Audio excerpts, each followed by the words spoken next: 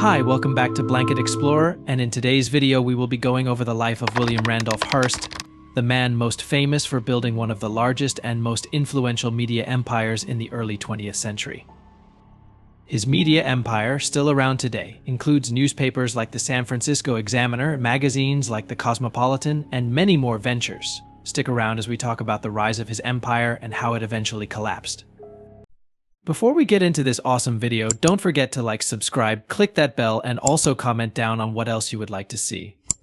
Now let's get back to the video. Before we dive deep into Hearst's life, let's give a little backstory to our time setting. In the 1860s, San Francisco was a city of high growth, strongly influenced by the California gold rush. Its population grew as immigrants and prospectors arrived in the city to join the community of diverse dimensions. The change in the cityscape involved new infrastructural features, roads, bridges, and commercial buildings, although some areas had overcrowding and sanitation problems.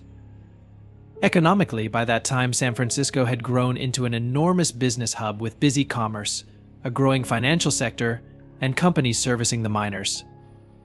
Socially, it had a very active theater, numerous halls with music playing, and lots of clubs, though sharp lines had been drawn between the rich and the poor. The weather in San Francisco was characterized by fog, and though major earthquakes were not felt in the 1860s, San Francisco was not ignorant of its seismic hazards. Among the improvements to transportation facilities were horse-drawn streetcars and ferry services. The period also saw the establishment of important institutions like churches and schools, reflective of the growth of the city and the increasing needs of its population.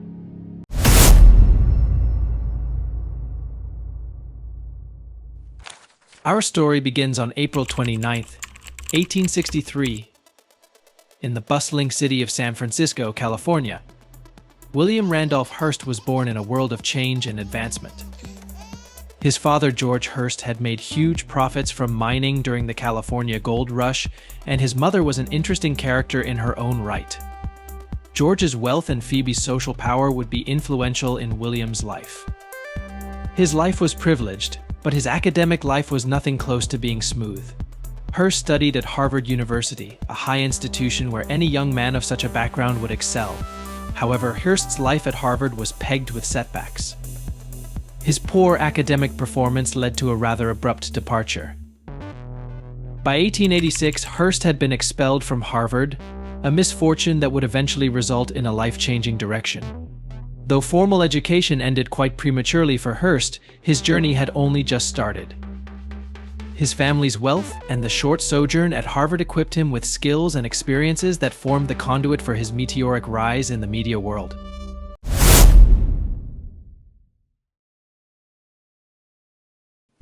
(1887) marked the beginning of William Randolph Hearst's path to media dominance when he took over the then-struggling, nearly bankrupt San Francisco Examiner.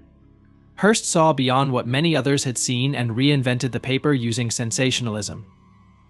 He gave an audacious newness to journalism which he made into provocative, virtually startling stories that turned the Examiner into a brilliant, eye-catching publication. By 1895, Hearst's concerns were far wider than those of San Francisco. He began to purchase newspapers in New York and Chicago and, in 1896, took over the New York Journal, which soon became a powerful rival to Joseph Pulitzer's New York World. Hearst did not stop at newspapers. He also entered the magazine business by purchasing Cosmopolitan in 1903, Harper's Bazaar in 1913, and Good Housekeeping in 1911. This period of further reach into magazines cemented his great influence on American culture. In the 1920s, he had enlarged his media empire with the Hearst Radio Network and, a bit later, Hearst Productions, which joined the film industry. Hearst's radio and movie expansions truly made him able to reach people in fresh and creative ways, really cementing the idea of his leadership as a media mogul.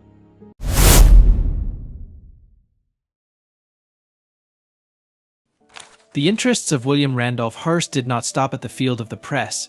His insatiable ambitions further led him to politics, where he worked hard to try to win a seat in Congress with the same energy and determination reserved for his media empire. Hearst's life in politics represented controversies alongside successes.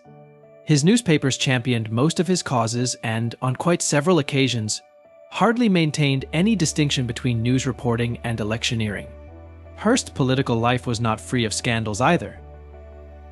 The use of these sensationalistic tools in the promotion of his political agenda secured him some sympathizers, but also critics, underlining thus his complex relation with the public and the press.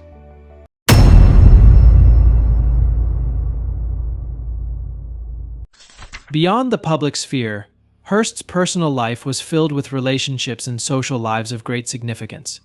His marriages, family dynamics, and personal interests gave a peek into the inner world of a media tycoon. Right from his marriage to Millicent Wilson through to the end, Hearst had some personal relationships that were in the public eye. It is these personal relationships, along with family and social life, that give a glimpse into the private Hearst beyond the public persona of a multifaceted personality. The areas of interest to Hearst range from media to art, architecture, and high society. His personal life responded to his eclectic tastes and helped add to his cultural legacy overall. Hearst's personal life had a huge impact on his family and those in his inner circle. His love life and high society formed the crux of his private life and public legend.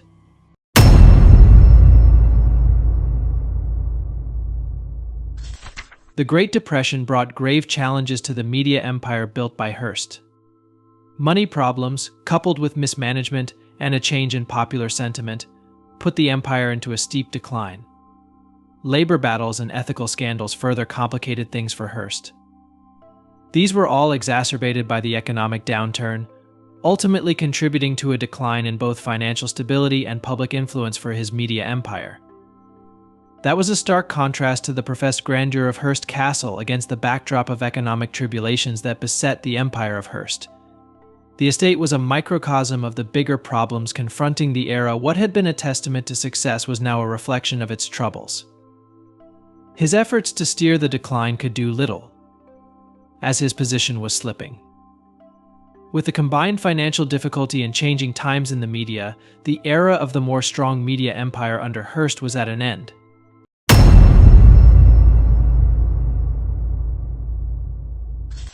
Amidst all his media successes, one Hearst private endeavor would stand: Hearst Castle. Nestled in the hills of San Simeon, the estate was a grand expression of Hearst's vision and extravagance. Being a project by architect Julia Morgan, Hearst Castle itself was a marvel of architecture and a testament to tasteless opulence.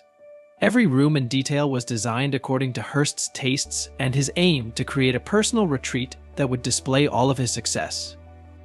Major social events took place within the castle. The fact that it used to be a meeting point for the upper class and stars of the time showed everybody just how important Hearst had become, and he liked to live big. Hearst Castle represented something more than beautiful architecture. It became a cultural landmark, almost an icon of the paper's owner, William Randolph Hearst, himself, and the mark he left on American high society.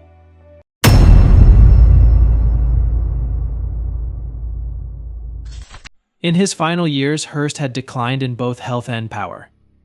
The effects of World War II and the shift in media significantly reduced his place in public life. It was during World War II that the world witnessed a turn of events that changed many things, including the role Hearst played in public life. There is an emerging picture of new challenges for which it was hard to adapt to the traditional model of media from Hearst. Today, Hearst Castle stands as a testament to his dream and success. The impact of his media and journalism contributions remains questionable, and the repercussions of his legacy resound in contemporary debates about media power. Scholars give dimension to Hearst's lasting legacy by placing within context how his innovations and scandals cemented the foundation of the future for the media landscape and, in turn, influenced contemporary media practice.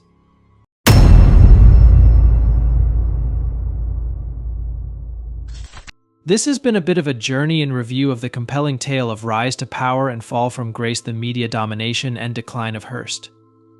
We're glad you were able to join us on the fascinating journey of William Randolph Hearst. If there is a single takeaway from this video, that would be the impermanence of power. The rise and fall of William Randolph Hearst teaches us that even the most influential figures are not immune to the changing tides of public opinion and economic conditions. It is but a reminder that success and power can be ephemeral. And how we adapt and conduct ourselves in the face of challenges is everything for long-term legacy and stability. Once again, if you liked the video, please give it a thumbs up. And don't forget to subscribe to Blanket Explorer for more captivating videos. We have a lineup of exciting topics in store. Have thoughts or questions about Hearst's media empire? Share in the comments below, and we'd love to hear from you and engage you. Stay tuned for our next adventure. Until then, keep exploring and stay curious with Blanket Explorer.